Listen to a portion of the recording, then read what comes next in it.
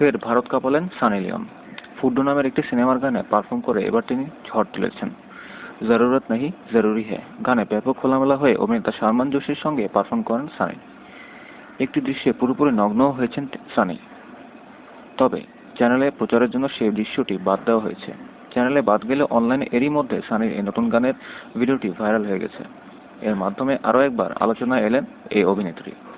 ফুড্ডু ছবির এই গানটি কেবলমাত্র প্রচারণার জন্যই ব্যবহার করা হয়েছে। এই ছবির প্রধান ভূমিকায় অভিনয় করছেন দুজন নবীন অভিনয়শিল্পী। অন্যদিকে 17ই অক্টোবর মুক্তি পাচ্ছে সানি অভিনীত বেঈমান লাভ ছবিটি। ট্রেলার ও গান প্রচারের মাধ্যমে এই ছবিটি এর মধ্যে দর্শকদের আগ্রহ কেন্দ্রবিন্দুতে পরিণত হয়েছে। সানিও এই ছবির প্রচারণায় এখন ব্যস্ত সময় পার করছেন।